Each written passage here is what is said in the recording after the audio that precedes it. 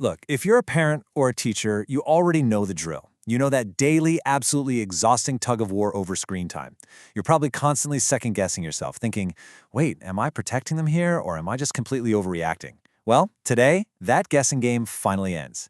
Welcome to this explainer, where we are going to unpack the long-awaited, definitive verdict on what experts are calling digital distress, and more importantly, exactly what you need to do about it. Is social media actually safe? I mean, it's literally the single question keeping guardians and educators awake at night all over the world. For years, we've had to rely on, well, total guesswork, right? Personal anecdotes from other parents, and just this endless, exhausting stream of conflicting news articles. This total lack of definitive guidance has led to massive burnout for parents who are just trying their best to do the right thing. We have all been desperate for some clarity, just waiting for someone to cut through the noise and hand us the actual facts. Okay, let's dive into this, because the science is officially in, and honestly, this isn't just some catchy headline or a random opinion piece. This is the definitive conclusion from the highly anticipated 2026 World Happiness Report. The era of guessing, the era of endlessly debating whether social media has a substantial, measurable impact on young users, that era is officially over. Now, to truly understand the gravity of this conclusion, we have to look at exactly who is doing the talking here. We are talking about absolute global heavyweights, the United Nations, Oxford University, and Gallup. When these three globally recognized entities combine their massive data networks and their analytical rigor to publish one unified finding, that provides an unprecedented level of global credibility.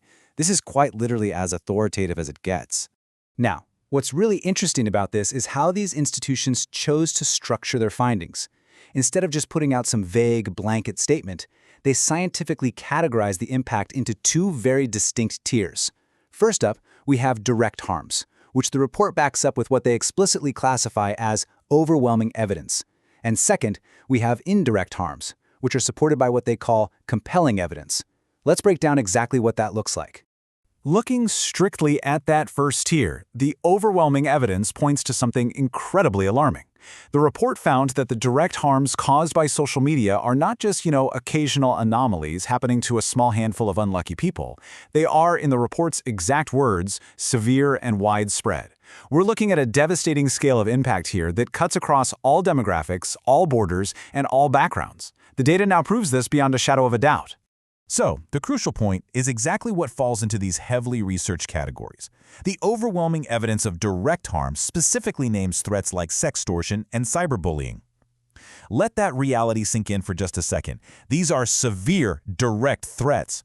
They aren't theoretical risks that might happen someday. They are documented realities targeting young people right now.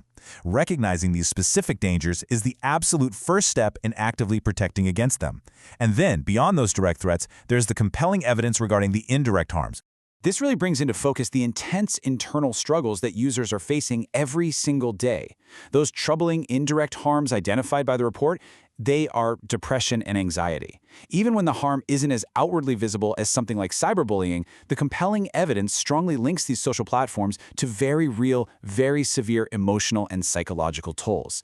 It's exactly why sudden shifts in mood or a kid suddenly withdrawing from family activities are key indicators that parents absolutely need to watch out for. Which brings us to this incredibly heavy realization. This is the most comprehensive verdict yet. Those are the exact words used to summarize the report's findings. Just think about the weight of that statement for a minute. It is an unprecedented global conclusion on the reality of digital distress. The massive amounts of data have been gathered, the world's leading institutions have spoken, and the definitive truth about social media's impact has been laid bare for all of us to see. We started out this explainer searching for the truth about screen time and social media. Well, the UN, Oxford, and Gallup have finally given it to us. The science is in. So, armed with this comprehensive verdict, what do we actually do now? First, prevention. Experts emphasize keeping open, non-judgmental lines of communication so kids actually feel safe coming to you before things escalate. Implement clear boundaries, like keeping device usage out of private bedrooms at night. But, and this is crucial, if you find out harm, like sextortion or severe bullying has already happened, do not panic and definitely do not blame the child. Secure their accounts, document all the evidence, and immediately involve local authorities or school officials. The science is undeniably in, and now it's time for us to act on it. Thank you so much for joining me for this explainer. Keep asking those big questions, and I'll see you next time.